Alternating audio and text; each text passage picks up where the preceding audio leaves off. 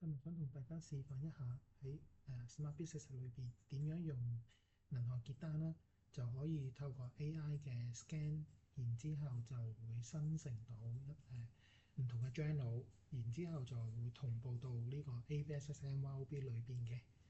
咁依家喺呢個嘅界面咧，就係 Smart Business 嘅界面啦，係日記帳啦。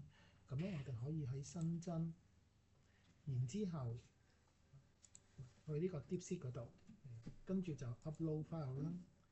咁喺 upload 嗰度咧，你就會可以揀翻你哋嘅結單嘅嗰份文件啦。咁譬如我依家去翻攞翻份 AI 嘅，攞翻份文件啦。咁譬如呢個 bank 嘅 transaction，咁入邊都好多條下嘅。咁我哋可以 double click 佢。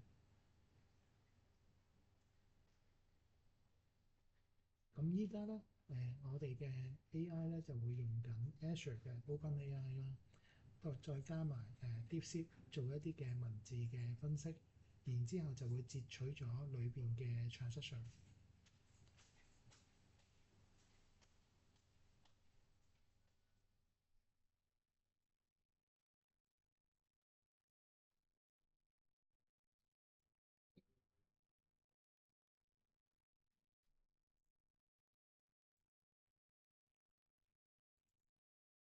好，咁依家佢已經完成咗啦。咁個時間大約就係30零秒、40秒到啦。咁但係佢就會根據翻佢結單嘅內容，就會去提取翻一啲嘅資訊啦。咁呢度提取咗噶啦。咁跟住查看嘅時候咧，其實嗱呢度總共有26條，係啦。咁當你去查看嘅時候咧，其實佢就會自動生成double entry 會計帳嘅 double entry 啦。見到呢度係啦。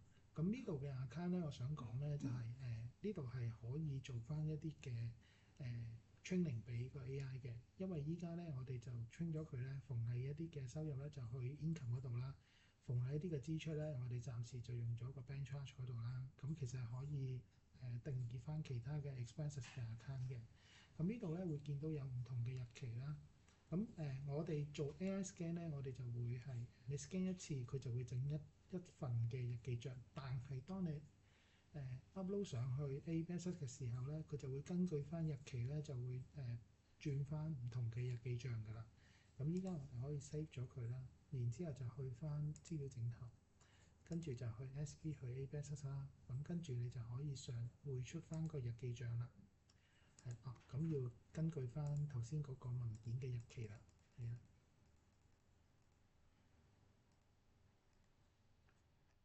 咁我哋匯出日記帳啦。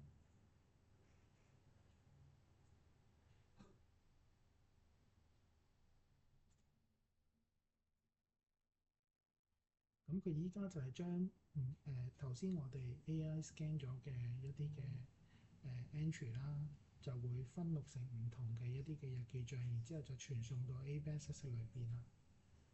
咁依家就已經匯出咗啦。咁至於匯出嘅話咧，咁要睇翻個效果咧，其實就要去翻 ABS 裏邊咧，就會見到你嘅 statement 裏邊嘅 entry 咧，就已經用 double entry 已經係做咗咯。咁我哋每個星期二晏晝都會有呢個嘅工作坊嘅，我哋都歡迎客戶過嚟我哋呢度去詳細了解翻各個唔同嘅 AI 嘅功能啦。